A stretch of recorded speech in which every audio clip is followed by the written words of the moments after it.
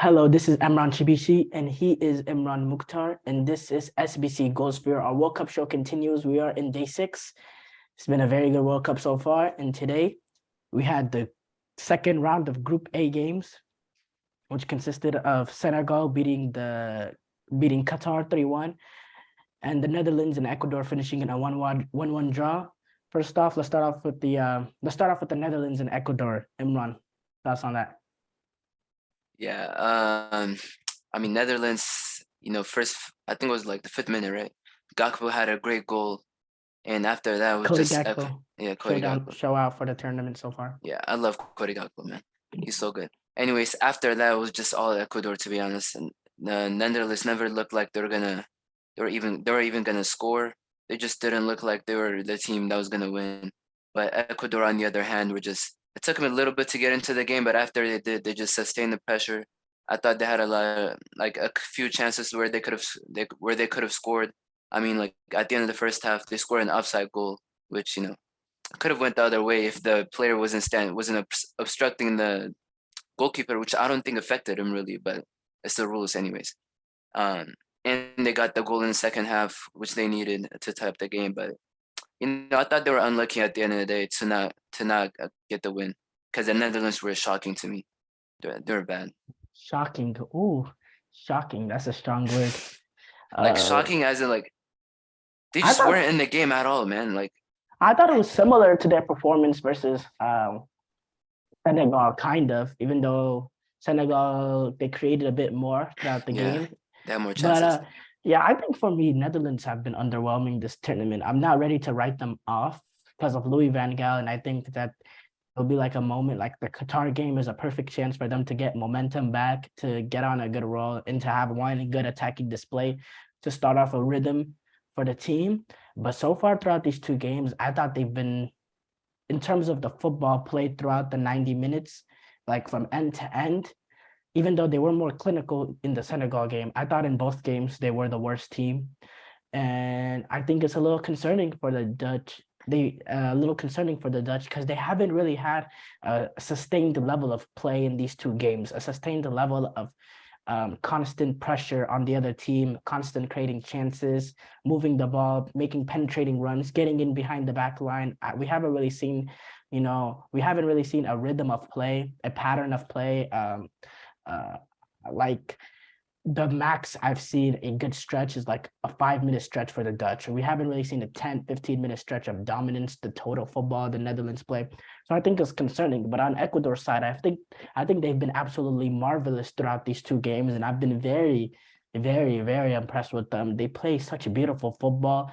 They're able to control the ball, control the play, control the pace of the game. That's what has been very great. They've been able to control the pace of the game. They go at the pace that they want to go, and they're controlling the tempo throughout the game. Their fullbacks get up and down the field. They're not scared to put numbers forward. It's really beautiful football that they're playing.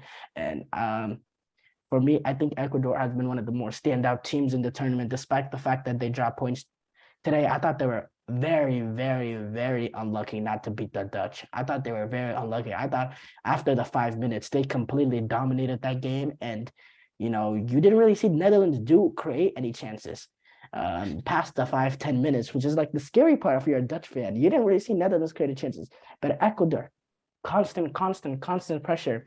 And then for the last 15 minutes, though, it was almost like both teams were edging it out. Both teams were okay with the draw kind of in the last 10, 15 minutes. So I mean, for me, I've been very, very impressed with Ecuador and Valencia. Hopefully everything's okay with his injury because he is key. He has Yeah, three that's a goals this concern. tournament. He has all their goals in this tournament. Not saying that they can't get goals without him because they can really play football, but he is their main talisman and he is their goal scorer. So hopefully he's back and up and running for that Senegal game because he is key for them. And I just can't say enough about Ecuador. I've been very, very impressed. They're a very good team. Yeah, for the Netherlands, if they're gonna do anything in this tournament, Memphis Depay has to be fit. Like he got on for, I think he came on in the second half. At the beginning of the second half, I think he has to be fit. He didn't look that good today, and Memphis Depay that's like in form, just up and running. I think he can make a difference for them because right now, like if they're gonna go far, they're gonna have to keep games close. because they're solid in the back, and just find that one moment where they could just score a goal with Gakpo or Depay, as I've said in the past. And Yeah, Memphis Depay is absolutely key because he gives them away. He's the one man on that Dutch roster that can create a goal by himself, that can counterattack by himself and create an opportunity for himself and get into the back of the net. Steven Bergwijn is not him, is not that caliber of a player. yeah, it was in the presence. Klaassen is not.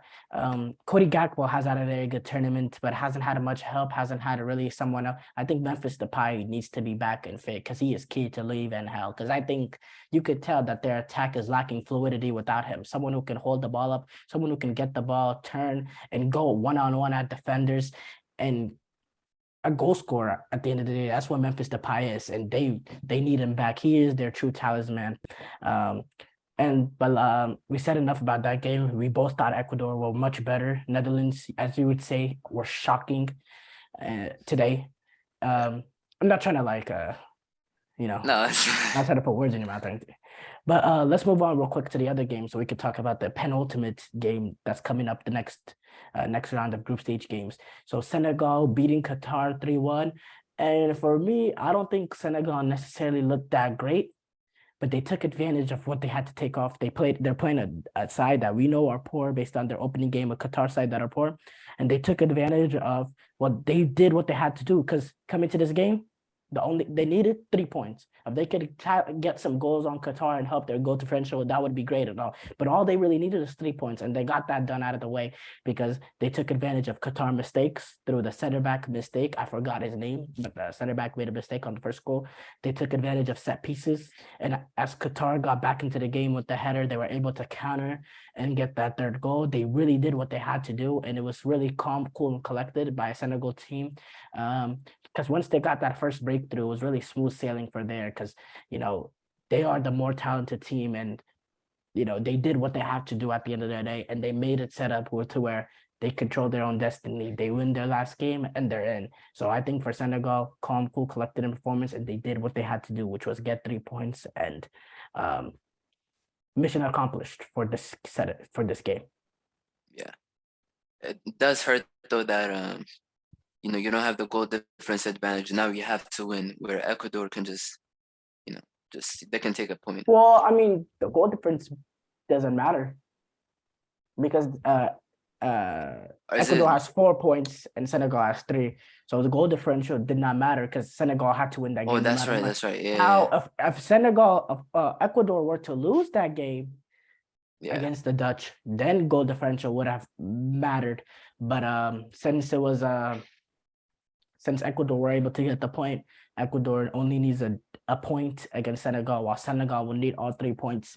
And I chose Senegal to get out of this group, and I was pleased with their performance against the Dutch, despite their lack of clinicalness in the final third. Clinicalness, I don't know if that's a word. Not being clinical in the final third and not being able to have that decisive ball to get the ball in the back of the net. And in this game, they weren't really impressive or anything. They just got the job done. They did what they had to do. They were clinical in their attacks. They took advantage of mistakes. They took advantage of set pieces. That's what you need to do in these tournaments. That's what you need to do against teams that are not good. And they did that. It wasn't really the greatest of performance. They just did what they had to do.